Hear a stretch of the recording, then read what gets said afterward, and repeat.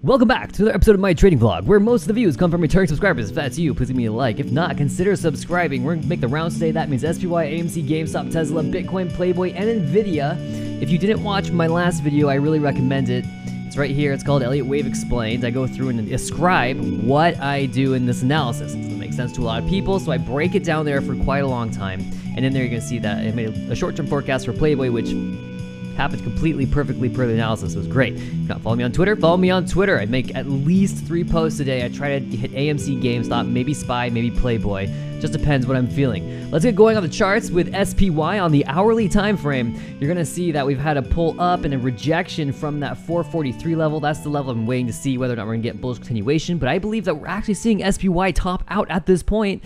We're looking for downside. If not that, then sideways. So I'm neutral to bearish on SPY right now. You're gonna notice that the implied volatility since, what day was this? June 30th has actually been rising as price has been dropping. This typically tells me that we're going to start making progress to the downside rather than to the upside, and we should be looking for those patterns of reversal. I'm going to zoom in a little bit on the most recent price action. You're going to see that I have a Fibonacci retracement tool placed down at that 441 level. When price was hovering around 438, I said we're probably going to come up to 441 before we see more downside, and today we finally got that downside, setting a new low below 437.20. Gotta say it again, that forecasting, that analysis of Elliott Wave is just insanely accurate sometimes. It's just uncanny. We've seen the ABC correction wave. This is wave B. We're looking for more downside and heading down to wave C. I'm gonna delete some of these drawings to try to make sense of that, and we're gonna draw a new extension tool from the top of the incoming downtrend into that 3-wave form, which is corrected for wave B. And when I bring that extension tool to the top of that corrective wave at C, you're gonna see the 100% target comes down to 435.63, and this is right above my bearish continuation level at 435.90 for some confluence there. Price is likely targeting this area right now.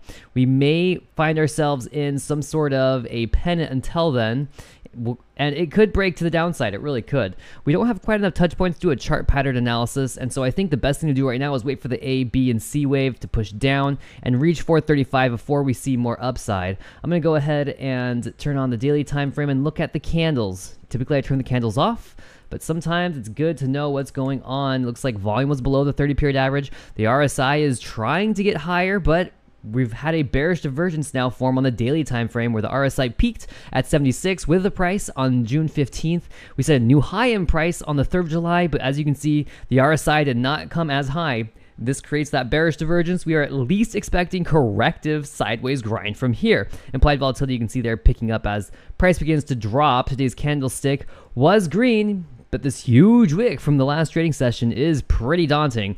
You can see that I'm targeting 435 and at that extension 431. We haven't quite gotten there yet. Those targets confirm as soon as we break 437.20 on the daily time frame. Moving on from SPY, showing AMC now on the hourly time frame on a line chart. You're going to see a target at 401. We didn't quite get there. I think if I zoom in a little bit onto a smaller time frame, we did go right through that level in pre-market, it looks like, on the minute time frame. I'm going to zoom back out. I can finagle the 15-minute chart to make that target reach, I believe, if I come up and down and up on these Fibonacci extension tools. It got pretty close. 399 to be a target, actually a little lower. Kind of curious. Now we're challenging that 423 level. I think this is a back test. You might be saying, hey, there's a little bull flag in here, and that's true, but I think the waveform analysis actually indicates more downside, if not just sideways grind. I'm pretty neutral on AMC, although I am still waiting to hit 358 at some point in time. I want to say that we'll reach there in short order, but it looks like wave A started in May 5th and ended May 31st. This could be a month-long trend, which started June 14th. We could be waiting a couple more days, maybe another week before we see that 358 level reached. Going over to GameStop, I'm generally more bullish on GameStop than I am AMC, but I am expecting some more downside correction here as well, down to 2086. Expecting a pop for wave 4. You can see that we had the bullish divergence on the hourly time frame on the submenu wet degree shown in yellow between waves 3 and 5 of wave 3, and finding ourselves now bouncing up to that support and resistance at 23.29. We are in some sort of broadening pattern through here. This is a sideways correction. This is juxtaposed to the sharp correction we saw for wave 2. It all makes sense. If we pass above 24.26 and take out the bottom of that first motive wave, that sub-new wave 1, then we'll have to be calling this an ABC move, and we'll be looking for more upside at that point. So bullish reversal at 24.26, confirmations probably still around 25.51. That's the big level to watch. Still expecting wave 5 to bring us down to 20.86 before we see a larger trend pushing higher in GameStop. Going over to Tesla, which has been pushing up and up and up and up and up forever, seemingly, topping out just above $279. Again, there is a 100% extension target from a larger wave degree right there at 267.02. Seeing the price peak out at that level, to me, makes a lot of sense. Going into the daily time frame, you're going to see that the price set a bearish divergence between June 20th and, well, July 3rd. You can see that the RSI did not make nearly as high of a high as did on the last price spike, and now volume is starting to diminish. Implied volatility here is dropping. I think this is topping out. Wave C is motive. This could very easily be waves 1, 2, 3, 4, and 5. And we've seen the top of this larger A, B, and C wave. We're looking for a reversal, sideways grind, if not down. Again, neutral to bearish. Neutral to bearish is kind of the tone right now that I see in the markets. Let's go look at Bitcoin too. Bitcoin, I've been following for a long time, and we've been reaching these targets pretty significantly, pretty consistently. Looking at 31,345 with a lot of scrutiny right now, and so the price is coming up into that range quite a bit, just bouncing around between this trading range. And until we break this trading range, I don't think it's really wise to call bearish or bullish, not until we get a breakout. This could be a very significant level. It could be a top through here. Again, we're going to have to wait and see. Sometimes you just don't have all the information. Going to NVIDIA, I was looking at this, and I was expecting some sort of rising wedge, rising diagonal through here to show a target reach and then a rejection heading lower. And I'm just conceptualizing that with these blue lines. I'm just going to delete those. We could be seeing a top form a little more prematurely than I had thought. Very possible. It's important to be open-minded. It would look a little weird, though. Maybe it's kind of taking a pennant form. See, this looks a little too truncated to me. I really want to say that we're going to see some sort of rising diagonal first, and then we'll see that push down. But see, topping out near 420, I was saying to watch 420. This is kind of, I don't know. I'm not feeling it. I'm really not. This flag's taking a long time to play out. We're starting to see some weakness. If we can't get above 438, then yeah, this is very easily topping out.